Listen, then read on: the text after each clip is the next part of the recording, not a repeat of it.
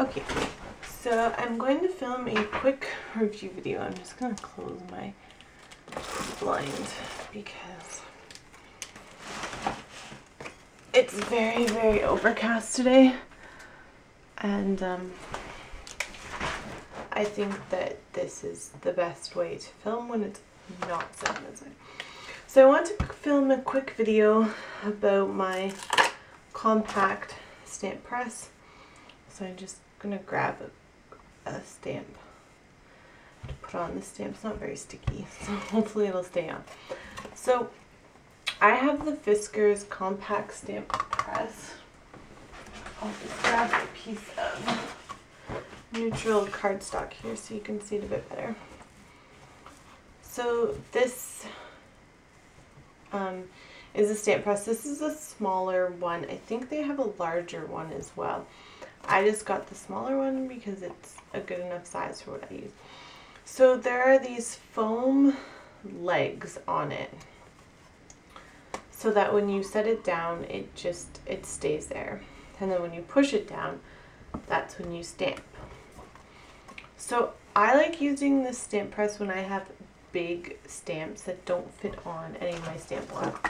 Now I do have a long stamp block that I normally use when I'm using these border stamps. I use these stamps a lot and they're not the best quality stamps, so they're not sticky anymore. So I do have a border, like a long stamp block that I normally use when stamping with this. There are a couple things that I prefer the Fiskars stamp press for. I'm just going to use a strawberry slushing because it's right here. So the first being that when you stamp, well, I just made a huge mess with my ink everywhere. When you stamp, you can really push all along the image. And as long as you're pushing down, your stamp press doesn't come up off the page. So you get a really crisp impression. I don't have my baby wipes with me, so I'm just gonna hope for the best.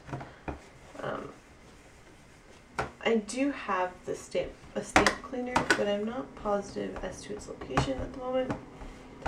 So I will just use this. So that's one thing that I really like about the stamp press. I will show you how it stamps with a block. Now it might not be a huge difference because this isn't a really solid stamp. That is one thing that the stamp press is really good to use with, is solid stamps, because you can really push it in. So not a huge difference in the quality of stamping. I'll grab a more solid stamp. So like this one, I'll use this one. I don't use this stamp very often. I'll use this stamp. It's a domino stamp. It's this one here. These are all from the Miss Caroline stamp set if you're interested in it. I really only use it for the border stamps. So this is with just a regular stamp block, and you can see there's blotchy spots and such. So now I'll stamp it with the stamp press, and hopefully I will get a better impression with the stamp press.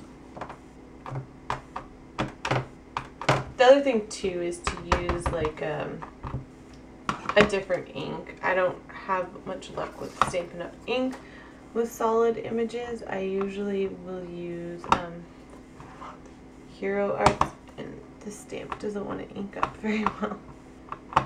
Okay, so we'll just try it this way. So this is a more solid stamp, and you can really push it in. Also, when I stamp solid images, I tend to use a piece of foam underneath it, so you can see already that it's a lot better of an impression. So I really like my stamp press. I've had mine for a while and I've used it lots and lots. It's definitely good quality for what you're paying for. I think I got mine at Michael's for about, well, I probably used a coupon. I think they retail for about $20 or so, maybe more, maybe less. I'm not sure. I bought mine a long time ago. But if you, and I haven't tried any other of the stamp presses. I know, my hand's all pink now. I know that Martha Stewart makes a stamp press. I haven't tried it because I had this one. The other thing that I really like about the stamp press are the grid lines on it. So you can really line up sentiment stamps. So you can line them up really well using the grid lines. So I'll line this one up. Here, I'll grab an ink. Let's see if I have a different color ink. I'll just use, here we go. This is Lagoon ink from Close to My Heart. I really like Close to My Heart ink.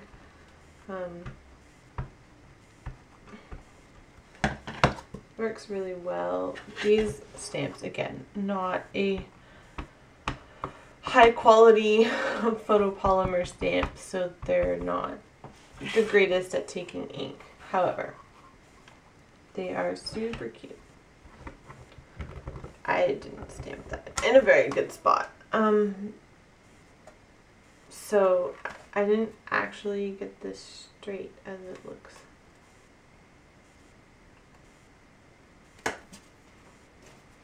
Let's try again.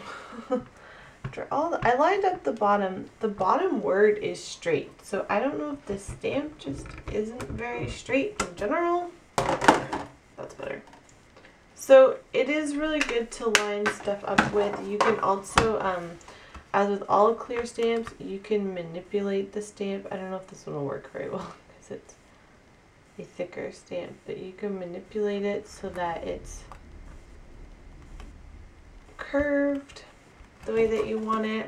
I'll stamp it again so you can see the curve in it. That works better with longer stamps. Like a thinner, longer stamp, it works better with that, but this is just the one that I have out right now.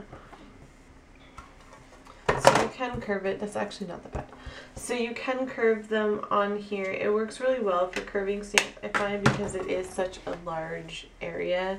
You can really get the curve, like you can really manipulate the curve on here.